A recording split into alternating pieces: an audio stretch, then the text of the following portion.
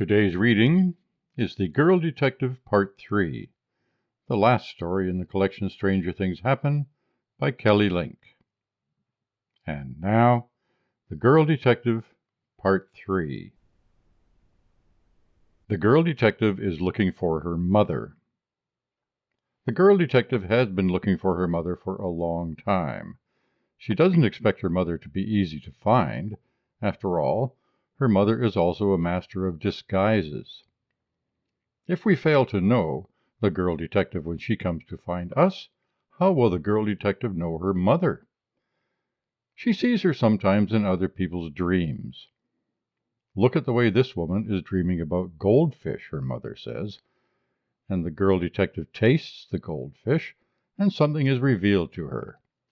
Maybe a broken heart, maybe something about money, or a holiday that the woman is about to take.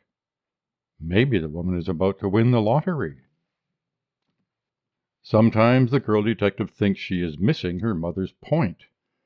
Maybe the thing she is supposed to be learning is not about vacations or broken hearts or lotteries or missing wills or any of these things. Maybe her mother is trying to tell the girl detective how to get where she is. In the meantime, the girl detective collects the clues from other people's dreams, and we ask her to find our missing pets, to tell us if our spouses are being honest with us, to tell us who are really our friends, and to keep an eye on the world while we are sleeping. About 3 o'clock in the morning, the girl detective pushed up her window and looked at me.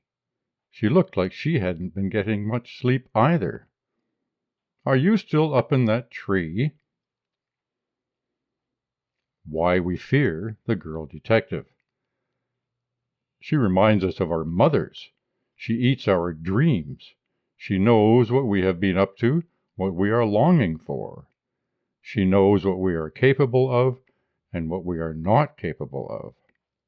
She is looking for something. We are afraid that she is looking for us. We are afraid that she is not looking for us. Who will find us if the girl detective does not? The girl detective asks a few questions. "I think I've heard this story before," the girl detective says to the fat man. "It's an old story."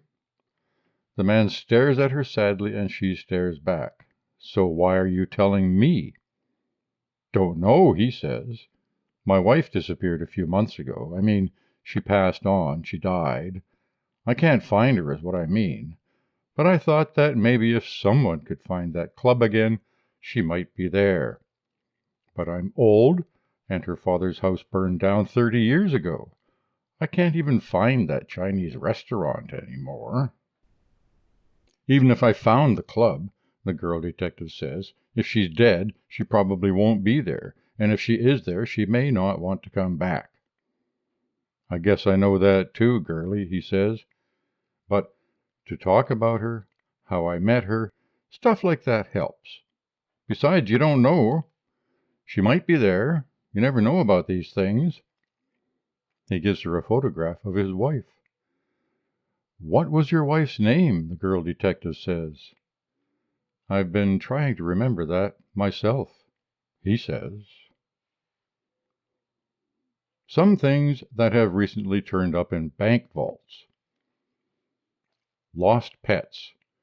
The crew and passengers of the Mary Celeste. More socks. Several boxes of Christmas tree ornaments. A play by Shakespeare about star-crossed lovers. It doesn't end well. Wedding rings, some albino alligators, several tons of 7th grade homework, ballistic missiles, a glass slipper, some African explorers, a whole party of Himalayan mountain climbers, children whose faces I knew from milk cartons, the rest of that poem by Coleridge, also fortune cookies. Further secret origins of the girl detective. Some people say that she was the child of missionaries raised by wolves, that she is the Princess Anastasia, last of the Romanovs. Some people say that she is actually a man. Some people say that she came here from another planet and that someday, when she finds what she is looking for, she'll go home. Some people are hoping that she will take us with her. If you ask them what she is looking for, they shrug and say, "Ask the girl detective." Some people say that she is 2,000 years old. Some people say that she is not one girl, but many. That is, she's actually a secret society of Girl Scouts, or possibly a sub-branch of the FBI. Whom does the girl detective love? Remember that boy, Fred or Nat, something like that? He was in love with the girl detective, even though she was smarter than him, even though he never got to rescue her even once from the bad guys, or when he did, she was really just letting him to be kind. He was a nice boy, with a good sense of humor, but he used to have this recurring dream in which he was a golden retriever. The girl detective knew this, of course, the way she knows all our dreams. How could she settle down with a boy who dreamed that he was a retriever? Everyone has seen the headlines, "Girl Detective Spurns Head of State."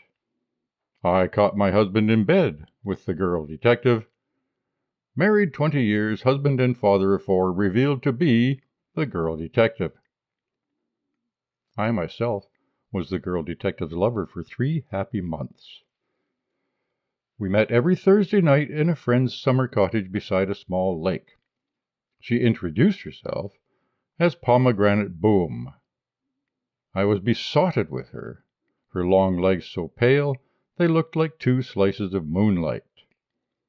I loved her size 11 feet, her black hair that always smelled like grapefruit. When we made love, she stuck her chewing gum on the headboard. Her underwear was embroidered with the days of the week. We always met on Thursday, as I have said, but according to her underwear, we also met on Saturdays, on Wednesdays, on Mondays, Tuesdays, and once, memorably, on a Friday. That Friday, or rather that Thursday, she had a tattoo of a grandfather clock beneath her right breast. I licked it surreptitiously, but it didn't come off. The previous Thursday, Monday according to the underwear, it had been under her left breast. I think I began to suspect then, although I said nothing and neither did she. The next Thursday the tattoo was back, tucked discreetly under the left breast. But it was too late. It ended as I slept, dreaming about the waitress at Frank's Inland Seafood, the one with Monday nights off, with the gap between her teeth and the freckles on her ass. I was dreaming that she and I were in a boat on the middle of the lake. There was a hole in the bottom of the boat. I was putting something in it to keep the water out when I became aware that there was another woman watching us, an older woman, tall, with a stern expression. She was standing on the water as if it were a dance floor. "Did you think she wouldn't find out?" she said. The waitress pushed me away, pulling her underwear back up. The boat wobbled. This waitress's underwear had a word embroidered on it: Payday. I woke up, and the girl detective was sitting beside me on the bed, stark naked and dripping wet. The shower was still running. She had a strange expression on her face, as if she'd just eaten a large meal and it was disagreeing with her. "I can explain everything," I said. She shrugged and stood up. She walked out of the room stark naked, and the next time I saw her, it was 2 years later, and she was disguised as an office lady in a law firm in downtown Tokyo, tapping out Morse code on the desk with one long petal-pink fingernail. It was something about expense accounts, or possibly a dirty limerick. She winked at me, and I fell in love all over again. But I never saw the waitress again.